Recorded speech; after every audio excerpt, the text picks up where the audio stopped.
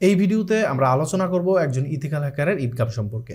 মানে একজন ethical hacker কি কি উপায়ে টাকা ইনকাম করতে পারে, কোন উপায়ে কত টাকা ইনকাম করতে পারে এবং সবশেষে এভারেজে একজন ইথিক্যাল হ্যাকারের মাসিক ইনকাম কেমন হতে পারে তার একটি ধারণা নেওয়ার চেষ্টা করব।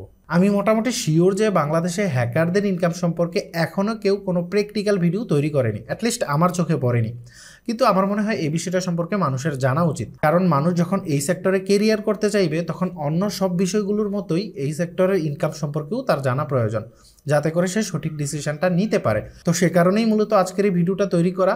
আর আমি যেহেতু ডিরেক্ট এই সেক্টরের মানুষ না, তাই আমি নিজে থেকে কোনো মন গড়া কথা বলবো না, যাই বলবো তা তথ্য প্রমাণ সহকারেই বলার চেষ্টা করব। তো আর দেরি না করে চলুন শুরু করা যাক। হ্যাকাররা মেনলি 4টি উপায়ে ইনকাম করে থাকে। এর বাইরেও অনেক ইনকাম সোর্স থাকতে পারে, তবে বেশিরভাগ হ্যাকারই এই 4টা উপায়ের মধ্যেই ইনকাম করে থাকে। তার মধ্যে প্রথম যে উপায়টি রয়েছে সেটি হচ্ছে চাকুরি। একজন ইথিক্যাল হ্যাকার কয়েকটি পদে চাকুরি করতে পারে। তার মধ্যে penetration testers, cyber security researcher, security analyst, security engineer, security architect, এই পদগুলোই অন্যতম। এখন দেখার বিষয় হচ্ছে এই পদগুলোতে সাধারণত বেতনটা আসলে কেমন হয়।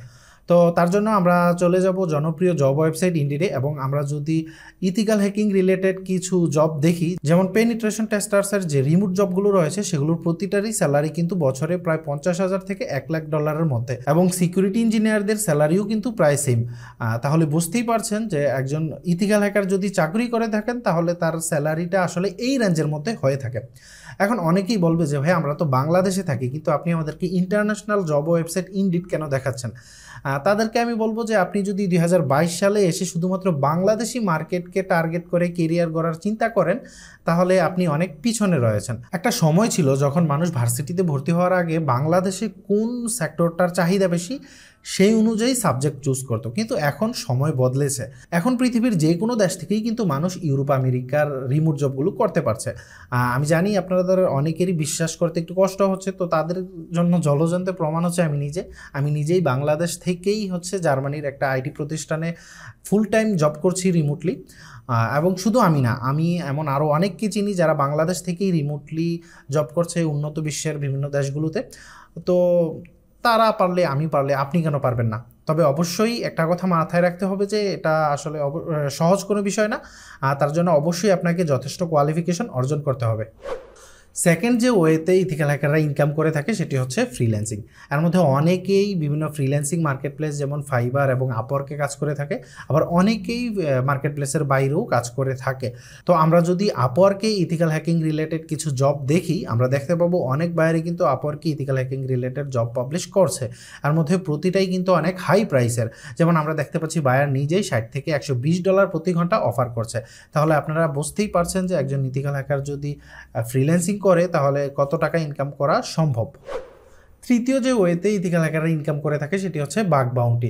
সংক্ষেপে বলতে গেলে এটি এমন একটা কাজ যেখানে বিভিন্ন কোম্পানি তাদের সফটওয়্যার কিংবা প্রোডাক্টের দুর্বল দিকগুলো খুঁজে বের করার জন্য হ্যাকারদের পেমেন্ট করে থাকে।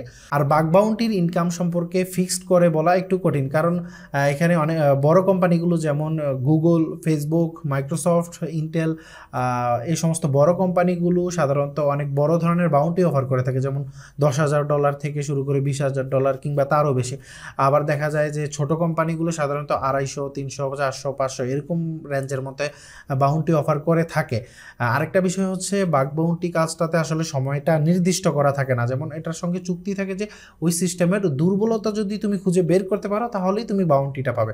তো সেক্ষেত্রে দেখা যায় যে অনেক হ্যাকারই হচ্ছে মাসের পর মাস কাটাই দেয় কোনো একটা সিস্টেমের দুর্বল দিক খুঁজে বের করতে।